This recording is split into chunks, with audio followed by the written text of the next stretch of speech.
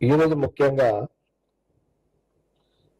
రేవంత్ రెడ్డి ముఖ్యమంత్రి గారు ఒక ముందు చూపు ఆలోచనతో హైదరాబాద్ ఇప్పుడున్న డెవలప్మెంట్ కంటే అభివృద్ధి కంటే ఇంకా అదనంగా అభివృద్ధి చెందితే తెలంగాణ గుండెకాయ హైదరాబాద్ ఎంత సేఫ్ ఉంటే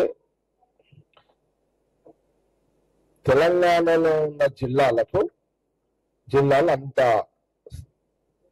సేఫ్ ఉంటది, అభివృద్ధి చెందుతుంది అనేది ముఖ్యమంత్రి రేవంత్ రెడ్డి గారి యొక్క ఆలోచన, వారి వ్యూహం. అందుకే ముఖ్యమంత్రి రేవంత్ రెడ్డి గారు ఈ మున్సిపల్ శాఖ వారి దగ్గరనే పెట్టుకోవడం జరిగింది.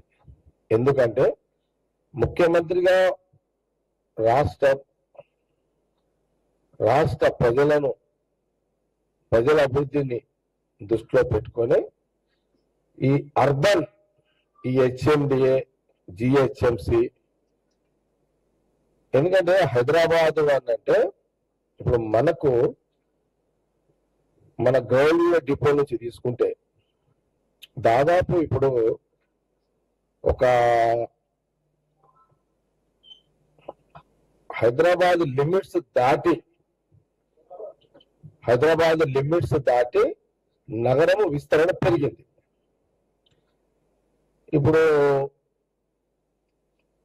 ఈ ఔటర్ రింగ్ రోడ్ అది కాంగ్రెస్ గవర్నమెంట్ లో వచ్చింది కదా. ఔటర్ రింగ్ రోడ్ అప్పుడు రాజశేఖర రెడ్డి గారు ముఖ్యమంత్రిగా, కాంగ్రెస్ ముఖ్యమంత్రి రాజశేఖర రెడ్డి గారు ఉన్నప్పుడే మనకు ఔటర్ రింగ్ రోడ్ వచ్చింది. గౌలిగూడ డిపో నుంచి ఔటర్ రింగ్ రోడ్ అంటే అటు రామోజీరావు ఫిలిం సిటీ, ఇటు పడంచెరు ముత్తంగి, ఇటు ఎయిర్పోర్ట్,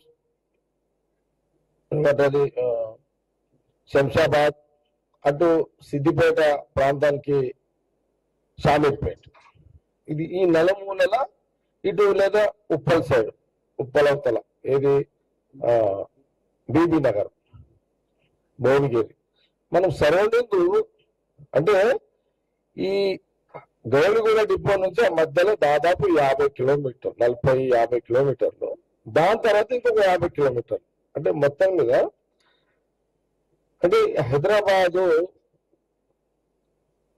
రేవంత్ రెడ్డి గారు ముఖ్యమంత్రిగా బడ్జెట్ లో హైదరాబాద్ అభివృద్ధి కోసం 10,000 కోట్ల రూపాయలు కేటాయించడం జరిగింది.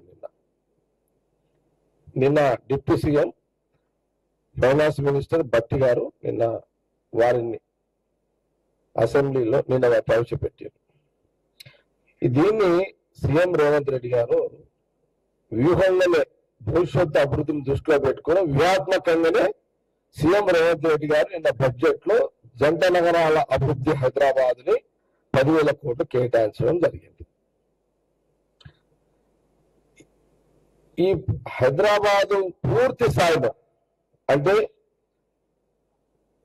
బాగా వర్షాలు వస్తున్నాయి, ఆ వర్షాల నుంచి ఏ రకంగా ప్రజలకు ఇబ్బంది కలగకుండా, వెహికల్స్ ఇబ్బంది కలగకుండా అదొక కోణం. మౌలిక సదుపాయాలు, రోడ్లు కానీ, డ్రైన్ సిస్టమ్ కానీ, అండర్ గ్రౌండ్ డ్రైన్ సిస్టమ్ కానీ, కాలేజ్ లేకపోతే స్లమ్లలో ప్రజలు ఇబ్బంది పడుతున్న దాన్ని కానీ, పాత బస్తీ కానీ, కొత్త బస్తీ కానీ, కాలనీస్ కానీ, ఎక్కడ ఈ మౌలిక సదుపాయాలు సమకూర్చేదానికి ఈ బడ్జెట్ ఉపయోగపడుతుంది. ఇప్పుడు నిన్న ఇంత మంచి బడ్జెట్ నిన్న ప్రతిపక్ష నాయకుడు కేసీఆర్ గారు అండ్ కేటీఆర్ గారు నిన్న ముఖ్యమంత్రి రేవంత్ రెడ్డి గారు డైరెక్షన్ లో భట్టి విక్రమార్క గారు ఫైనాన్స్ మినిస్టర్ ఏదైతే ప్రవేశపెట్టిన బడ్జెట్ లో ఈ 10,000 కోట్ల యొక్క బడ్జెట్ హైదరాబాద్ అభివృద్ధి కోసం పెట్టిందో దాని విషయంలో ప్రతిపక్ష నాయకుడు కేటీఆర్ గారు వారిని శుభాకాంక్షలు చెప్పేది ఎవరికి, రేవంత్ రెడ్డి గారికి, భట్టి విక్రమార్క గారికి శుభాకాంక్షలు చెప్పేది హర్షం వ్యక్తం చేసేది. మీ 10 సంవత్సరం, మీరు 10 సంవత్సరాలు బీఆర్ఎస్ మీ గవర్నమెంట్ మీరు ఉన్నారు. మీకు ప్రజలు ఇచ్చిన అవకాశం 10 ఏళ్లలో మీరు ఎప్పుడైనా అసెంబ్లీ బడ్జెట్ సమావేశాల్లో హైదరాబాద్ కి ప్రత్యేకమైన నిధులు మీరు కేటాయించి బడ్జెట్ లో ప్రవేశపెట్టారా? పెట్టలేదు. తెలంగాణ ప్రజలారా, హైదరాబాద్ జంట నగరాల ప్రజలారా, 10 ఏళ్ల కాలంలో కేసీఆర్ గారు ఆ రోజు ముఖ్యమంత్రిగా ఉన్నప్పుడు హైదరాబాద్ అభివృద్ధి కోసము, హైదరాబాద్ లో ఉన్న ఇబ్బందులను తొలగించడానికి, హైదరాబాద్ లో వర్షాలకు ఇబ్బంది పడుతున్న ప్రజల కష్టాలను తొలగించడానికి ఎక్కడ కూడా ఆ రోజు 10 ఏళ్ల కాలంలో బీఆర్ఎస్ ముఖ్యమంత్రిగా ప్రత్యేక నిధులు బడ్జెట్ లో హైదరాబాద్ కోసం కేటాయించలేదు. ఇది హైదరాబాద్ ప్రజలు గమనించండి. వర్షాలు వచ్చినప్పుడు మీరు బాధపడుతున్నారు, వాళ్ళు ముసలి కన్నీరు గారుస్తున్నారు. కేసీఆర్ కార్చిన వాళ్ళు గవర్నమెంట్ ఉన్నప్పుడు మీరు ఇబ్బంది పడుతుంటే మీరు ప్రగతి భవన్లో కూర్చొని ముసలి కన్నీరు మీరు కార్చడము, సింపతి చూపించడము, దీనికే పరిమితమైన తప్పితే ముందు చూపు ఆలోచనతో ఈ బడ్జెట్ లో 10,000 కోట్లు కేటాయించాలని సీఎం రేవంత్ రెడ్డి గారు చేసిన ఆలోచనని ఆ రోజు మీరు చెయ్యలేరు ప్రతిపక్ష నాయకుడు కేసీఆర్ గారు అని కాంగ్రెస్ పార్టీ చాలా స్పష్టంగా మేము చెప్పదలుచుకున్నాం. ఇప్పుడు ఈ 10,000 కోట్లలో ఏంటి? మూసీ రివర్,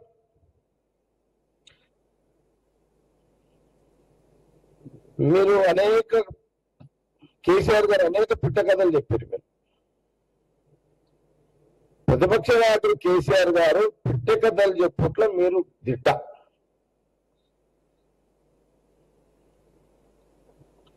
బహుశా నేను నిన్న ఎక్కువనో కేసీఆర్ గారు ఆయన కూడా మూసీ నది మీద, మూసీ రివర్ మీద మాట్లాడిండు. ఆయన 2-3 మాట్లాడి 2 ఎగ్జాంపుల్ చెప్తాను.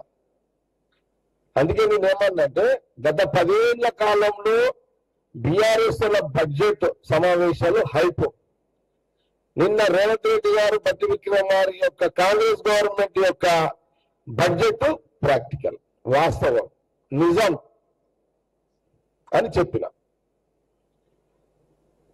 ఆయన 2 విషయాలు చెప్పిండు. ఒకటి, ఆ రివర్ ని శుద్ధి చేస్తా, ఆ రివర్ లో నీళ్లు వాడుతుంటే ఈత కొట్టుకునేటట్టు చేస్తా, అది తర్వాత చెప్తాది. ఈ మూసీ చెప్తాం వాళ్ళైతే, మూసీని శుభ్రం చేస్తా, మూసీలో నీరు వాడుతుంటే హైదరాబాద్ వాళ్ళు ఈత కొట్టేటట్టు చేస్తా. ఇక 2 చెప్పిండు,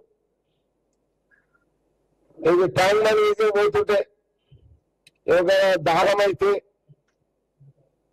హుసేన్ సాగర్లు దిగి లోటల గ్లాసులో ముంచుకొని నీళ్ళు తాగేటట్టు చేస్తా. కొబ్బరి నీళ్ళు తీరు తాగేస్తా. రూపాయలు వేస్తే సిక్కలు అడగట్టట్టు చేస్తా. లేదు హుసేన్ సాగర్లా.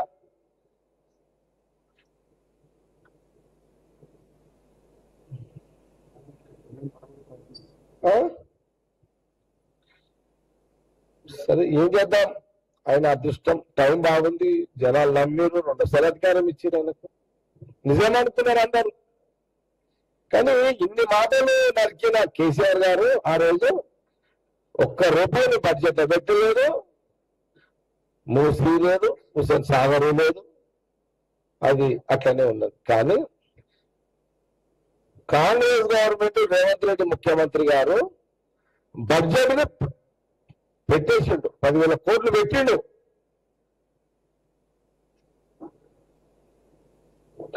అయితే ఇప్పుడు చూడండి, ఓల్డ్ సిటీ మెట్రో ట్రైన్ పంచాయతీ అట్లే పెట్టాడు 10 ఏళ్ళ. దిక్కు లేదు, దివాణం లేదు, దానికి పైసలు పెట్టలేదు. నేను సాహసాలు ఎంఐఎంఓలు, ఎమ్మెల్యేలు కొట్లాడుతుంటే कुछ करने का एक ही काम था, सुनना है, कुछ करना है.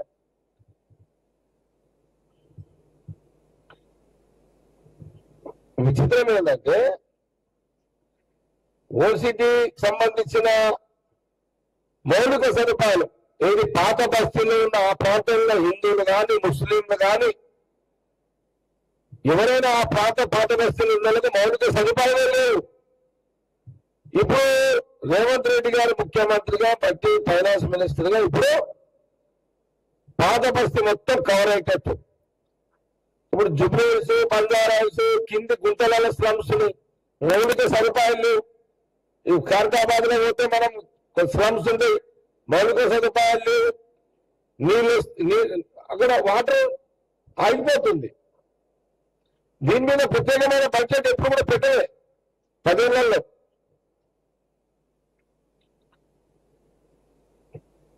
పడించేదాకా పెట్టలేదు అన్నాడు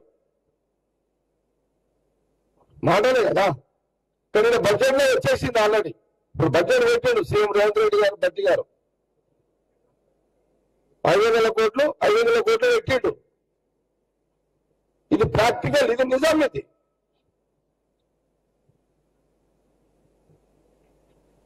మెట్రో ట్రైన్ హైదరాబాద్ పరిసరాల్లో డెవలప్ చేయడానికి నిధులు దీని పెట్టి కదా మూసీ రివర్కి దాదాపు 1500 కోట్లు పెట్టారు.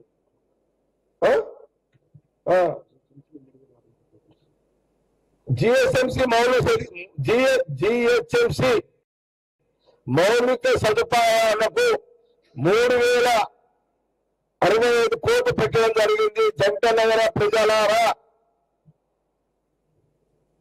అంటే మౌలిక సదుపాయాలు అంటే సీసీ రోడ్లు, ట్రైన్స్, వాటర్ పైప్ లైన్లు, ఎలక్ట్రిసిటీ ఇవన్నీ కూడా వస్తాయి మీకు. అండర్ గ్రౌండ్ డ్రైనేజ్ సిస్టమ్ కూడా ఇంక్లూడ్ అవుతాయి. Metro water works drainage system కి అది మళ్ళీ సపరేట్ మళ్ళా అది 3385 కోట్లు.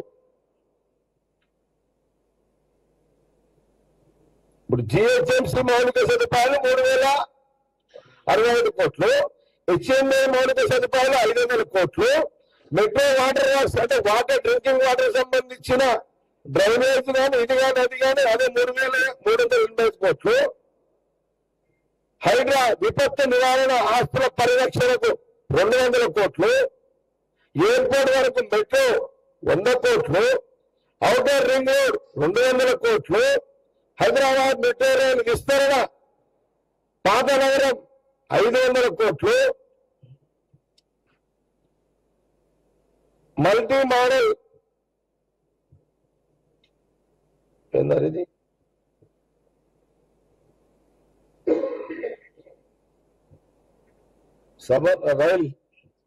సబర్బన్ రైలు ట్రాన్స్పోర్ట్ సిస్టమ్ 50 కోట్లు, మూసీ రివర్ కి 1500 కోట్లు, మొత్తం 10,000 కోట్లు. హైదరాబాద్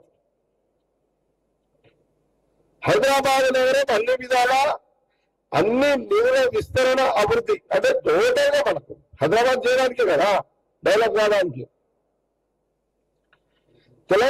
తెలంగాణలో పల్లెల్లో పాటు పట్టణాభివృద్ధి కీలకం. అంటే హైదరాబాద్ అనేది మనం టోటల్ గా చేస్తే ఇప్పుడు దీన్ని ఎంత డెవలప్ చేస్తే నిన్న కూడా చెప్పడం జరిగింది అంత ఇన్వెస్టర్లు ఇక్కడికి హైదరాబాద్కి వస్తారు. ఇక్కడికి సీఎం రేవంత్ రెడ్డి గారు చాలా దూరం ఆలోచనతోటి ఈ 2004-2005 లోపలే హైదరాబాద్ ని పూర్తి స్థాయిలో డెవలప్ చేయాలన్న ఒక ఆలోచనతోటే ఈ 10,000 కోట్లు పెట్టడం జరిగింది ముఖ్యమంత్రి రేవంత్ రెడ్డి గారు. ఇది కాంగ్రెస్ పార్టీ విజన్. సోనియా గాంధీ, రాహుల్ గాంధీ గారి నాయకత్వంలో రేవంత్ రెడ్డి గారు చేస్తున్న పనులు ఇవన్నీ.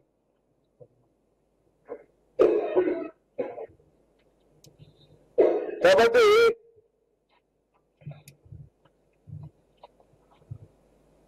ఈ ఆలోచన గతంలో ఇప్పుడున్న ప్రతిపక్ష నాయకుడు కేసీఆర్ గారు ఇప్పుడు రేవంత్ రెడ్డి గారు చేసే ఈ వ్యూహం ఈ అభివృద్ధి గురించి చేసే ఆలోచన గతంలో ఆయన రాకపోవడము, ఆయన నిధులు పెట్టకపోవడము, ఇప్పుడు ప్రతిపక్ష నాయకుడిగా ఉండి కాంగ్రెస్ గవర్నమెంట్ సీఎం రేవంత్ రెడ్డి గారు బట్టి గారు నిధులు పెట్టి ఆ బడ్జెట్ చదువుతుంటే దానికి తట్టుకోలేక మరి ఏదో ఒక విమర్శ చేయాలి కాబట్టి విమర్శలకి పరిమితమై రాజకీయ రాజకీయాలు చేసుకునే ఒక ప్రక్రియలో భాగమే నిన్న విమర్శలు ప్రతిపక్ష నాయకుడు కేసీఆర్ గారు ఉన్నాయనేది చాలా స్పష్టంగా మనకి ఇక్కడ కనబడుతుంది.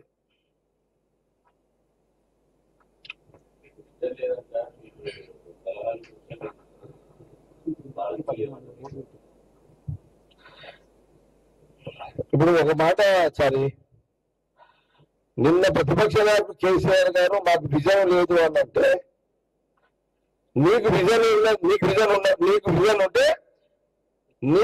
ఉంటే ప్రజలు 10 సంవత్సరాలకు అధికారం ఇచ్చినప్పుడు తెలంగాణ హైదరాబాద్ అభివృద్ధికి నిధులు ఎందుకు కేటాయించలేవు? మాకు విజన్ ఉంది కాబట్టి కాంగ్రెస్ పార్టీకి మా గవర్నమెంట్ కి విజన్ ఉంది కాబట్టి 10,000 కోట్లు హైదరాబాద్ అభివృద్ధి కోసం కేటాయించడం జరిగింది. తెలంగాణ ప్రజలు, హైదరాబాద్ ప్రజలు కూడా గమనించాలి. ప్రతి పల్లె నుంచి ఒక కుటుంబం నుంచి ఒక వ్యక్తి హైదరాబాద్ లో నివసిస్తున్నాడు. తెలంగాణ ప్రాంతంలో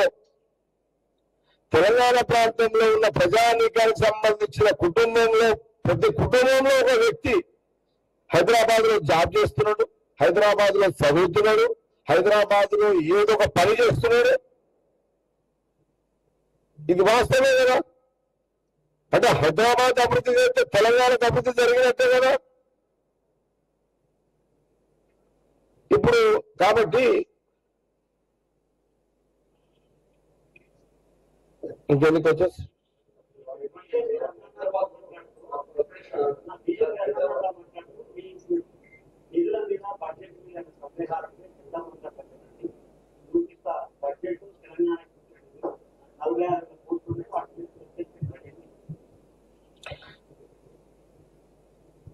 అయితే ప్రేమ ఒక మాట చెప్తున్నా. ఈ బీజేపీకి సంబంధించిన రఘునందన్ మాట్లాడాడు కదా, విమర్శించాడు కదా. నేను యాక్చువల్గా ఈరోజు బీజేపీ అదే సెంట్రల్ వాళ్ళ బడ్జెట్, వాళ్ళ నాయకుల విమర్శలు మా బడ్జెట్ మీద ప్రెస్ మీట్ అనుకున్నా ఈరోజు. కానీ దీని మీద జవాబు నేను మళ్ళీ ప్రెస్ మీట్ పెడతా. దయచేసి ఈ ప్రశ్నలన్నీ రేపు మీరు వారి బడ్జెట్ మీద మాట్లాడేటప్పుడు మీరు అడగండి.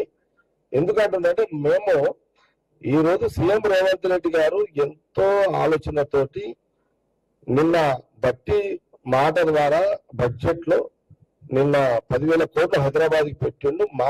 మా పార్టీ, మా గవర్నమెంట్, మా ముఖ్యమంత్రి హైదరాబాద్ ప్రజల కోసము ఇంకొక మంచి విజన్ తో కార్యాచరణ కార్యక్రమాన్ని ముందు చూపు ఆలోచనతో ఈ 1 year లో టార్గెట్ రీచ్ కావాలని ఆయన ఆలోచనని మేము కొంత హైదరాబాద్ ప్రజలకు తెలవాలి.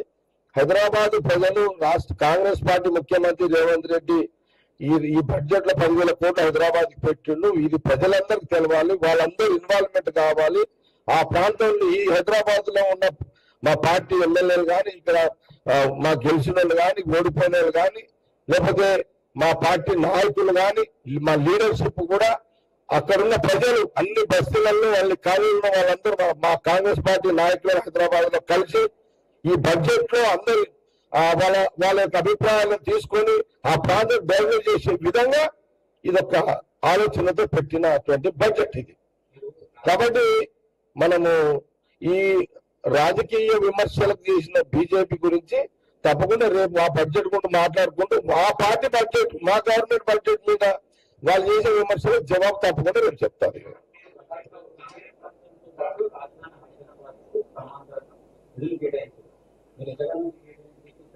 మళ్ళీ రాజు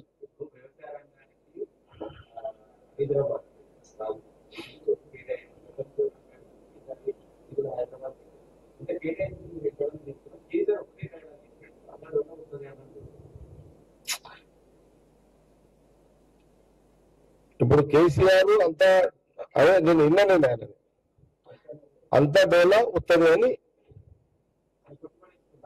నేను ఏమంటున్నట్టే, అసలు నువ్వు చక్కగా నువ్వైతే నిన్నెందుకు కూడా కొడతారు?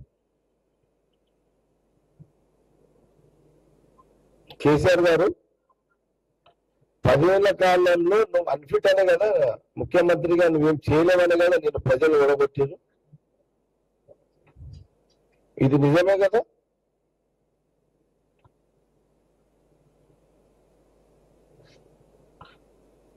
ప్రతిపక్ష నాయకుడిగా అసెంబ్లీకి రావడం నాకు చాలా హ్యాపీగా ఫీల్ అయినాం. ప్రతిపక్ష నాయకుడు రావాలి, వారు వచ్చిర్రు, వారు ఏదో ఒకటి మాట్లాడాలి, డొల్లోనో ఏదో మాట్లాడాలి. మాట్లాడకపోతే మాట్లాడాలి, తప్పదు, అపోజిషన్ పార్టీగా మాట్లాడాలి. రేవంత్ రెడ్డి గారు 10,000 కోట్లు పెట్టి మంచి పని చేసిండు అని కేసీఆర్ ప్రతిపక్ష నాయకుడు చెప్పలేడు కదా. మనసులో ఉంటుంది కేసీఆర్ గారికి మనసులో ఉంటుంది. అరే బాగా చేసిండు, కొత్త సీఎం 10,000 కోట్లు హైదరాబాద్ పెట్టిండు, ఈ ఆలోచన నాకెందుకు రాలేదప్పుడు అని కేసీఆర్ గారికి ఉంటుంది ఇప్పుడు. కానీ ప్రతిపక్ష నాయకుడు సటక్లట్లా రేవంత్ రెడ్డి గారు శబ్బాష్ అన్నాడు అనుకో, ఆయన రాజకీయ కోపం ఉంటుంది కదా. ఇప్పటికే వాళ్ళ ఎమ్మెల్యేలు వాళ్ళ పార్టీ లీడర్ కన్ఫ్యూజ్ ఉన్నారు. ఆయనతో శబ్బాష్ అనే రేవంత్ రెడ్డి గారిని కేసీఆర్ గారి ఫీజులు పార్టీ ఫీజులన్నీ ఎగిరిపోతాయి. కాబట్టి చెప్పాలి, పెద్ద మనిషి సీనియర్, చాలా సీనియర్ లీడర్, వారు అట్లనే చెప్పాలి. తప్పదు, కానీ వేరే దారి లేదు. కేసీఆర్ గారికి ప్రతిపక్ష నాయకుడికి వేరే దారి లేదు. మంచి అని చెప్పే ఒక పరిస్థితిలో ప్రతిపక్ష నాయకుడు కేసీఆర్ గారు లేరు. కాంగ్రెస్ గవర్నమెంట్ రేవంత్ రెడ్డి ముఖ్యమంత్రి షబ్బాష్ మంచి పని చేసిన పరిస్థితులు ఆయన లేరు.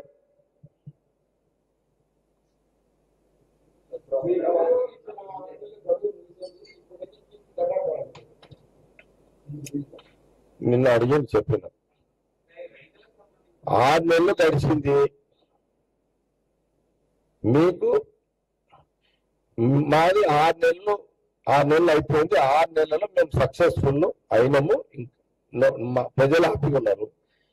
ఇంకా కొంతలో ఏమైనా ఉంటే కూడా మేము వాళ్ళని ఇంకా సంతృప్తి పరుస్తాము ప్రజలని.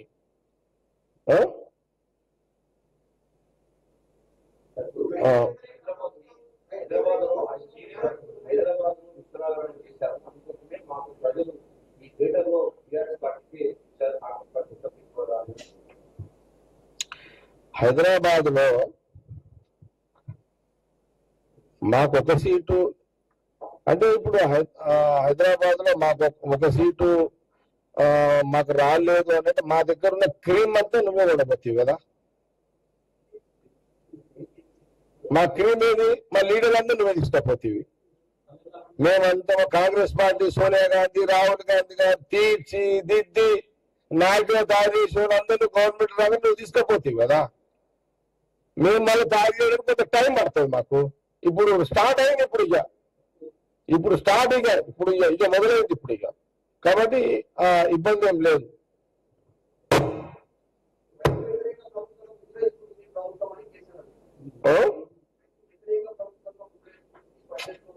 కేసీఆర్ ప్రతిపక్ష నాయకుడుగా ఆయన తప్పని పరిస్థితులలో మా మీద ఏదో ఒక నింద వేయాల్సిందే.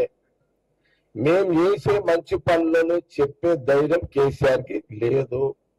మేము చేసే మంచి పనులు, కాంగ్రెస్ గవర్నమెంట్ చేసే మంచి పనులు, బడ్జెట్ గురించి చెప్పాల్సి అంటే ఆయన పార్టీ ఆయన కొంప మునుగుతుంది రాజకీయంగా.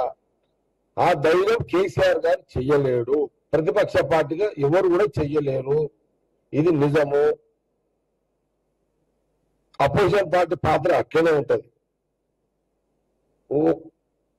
కాకపోతే ఏంటంటే కాంగ్రెస్ ఒక సందర్భంలో ఇది మంచి పని చేసినాము, ఒక సందర్భంలో బట్టి విక్రమార్క గారు సిఎల్పిగా ఉన్నప్పుడు సార్ ఆయన స్పీచ్ లో చెప్పేవాడు, సార్ ఇది మంచిగానే ఉంది, ముఖ్యమంత్రి గారు ఇది బాగానే ఉంది, ఎవరికి కేసీఆర్ చెప్పిండు ఇది బాగానే ఉంది, మీరు ప్రవేశపెట్టి దీన్ని కొన్ని యాడ్ చేయండి అని అన్నాడు. ఆ ధైర్యం కాంగ్రెస్ పార్టీ స్వభావం అది.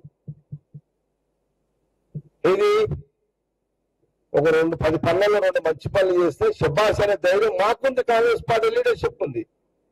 ఆ ధైర్యం కేసీఆర్కి లేదు, తేడా ఉంది. కాబట్టి మేము నిన్న 6 గ్యారెంటీలకు సంబంధించిన కొన్ని వచ్చేసినాయి కదా, దాన్ని వాస్తవం కూడా ఆయన తట్టుకోలేడు కదా. ఆయన మెయింటైన్ చేయలేకపోయినా, ₹1,00,000 రుణమాఫీ 2 సార్లు అన్నా, దాన్ని 10, 8, 9 కిస్తీలు చేసిన ఈ మధ్య కొంత ఫీలింగ్ ఉంటుంది ఆయన. కాబట్టి ఇప్పుడు అందుకే నేను ఏమంటున్నంటే ఈ 10 ఏళ్ల కాలంలో కేసీఆర్ గవర్నమెంట్ ఆ రోజులలో వాళ్ళ అభివృద్ధి ఏందయ్యా అంటే హైదరాబాద్ భూములు అమ్మడానికి పనిచేస్తున్నారు. హైదరాబాద్ చుట్టూన్న భూములు అమ్మాలి, రెడీ ఉన్నాయి అమ్మాలి, ఇంకా ఏమన్నా అంటే లింక్ అమ్మాలి అనే కాలం, దానికి ఎక్కువ కాలం కేటాయించిన వాళ్ళు. రెండవది అప్పులు ఎట్లా చేయాలి అనేది ఎక్స్పర్ట్ వాళ్ళు. ఏదైనా అప్పులు చేయాలి అనుకుంటే కేసీఆర్ దగ్గర పోయి ట్రైనింగ్ తీసుకోండి. భూములు ఎట్లా అమ్మాలో కేసీఆర్ గారి దగ్గర పోయి ట్రైనింగ్ తీసుకోండి. గవర్నమెంట్ భూములు అప్పులు ఎట్లా చేయాలి గవర్నమెంట్ అనేది కేసీఆర్ గారి దగ్గర ట్రైనింగ్ తీసుకోవాల్సిందే. అన్న నంబర్ 1 మన తెలంగాణ నాయకుడు ఎవరంటే కేసీఆర్ గారు. కాబట్టి నిన్న బడ్జెట్ బట్టి విక్రమార్క గారు ప్రవేశించిన బడ్జెట్ ఈ 10,000 కోట్లు సీఎం రేవంత్ రెడ్డి గారి యొక్క వ్యూహాన్ని వాళ్ళు తట్టుకోలేకపోతున్నారు ప్రతిపక్ష నాయకుడు కేసీఆర్ గారు.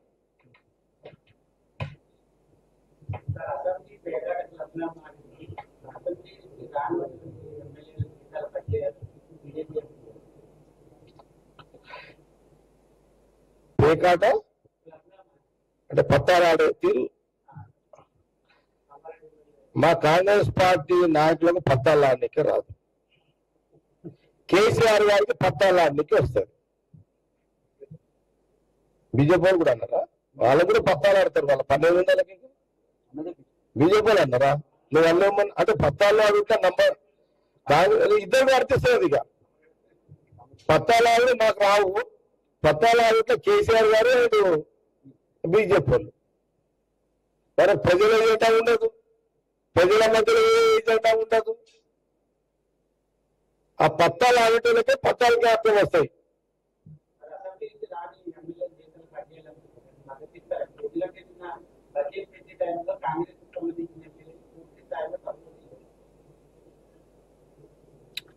అది ప్రజా సమస్యనా? అదేమన్నా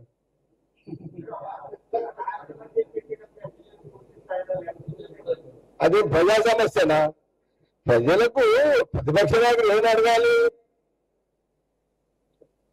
ఇన్ని పెట్టిన ఇంత మధ్యలో కావాలని అడగాలి. కానీ ఆ ఎమ్మెల్యే రాలేడు, ఈ ఎమ్మెల్యే రాలేడు, ఇది ప్రతిపక్ష నాయకులు అడిగే ప్రశ్న కాదు. ఇది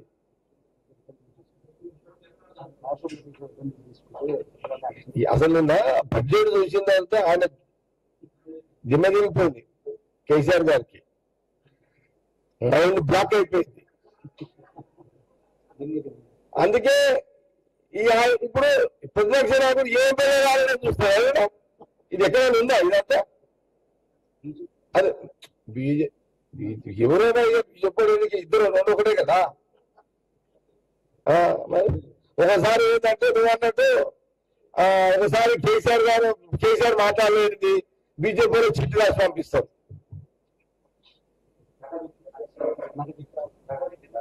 ఒకసారి బీజేపీ మాట్లాడింది కేసీఆర్ రాసి పంపిస్తారు.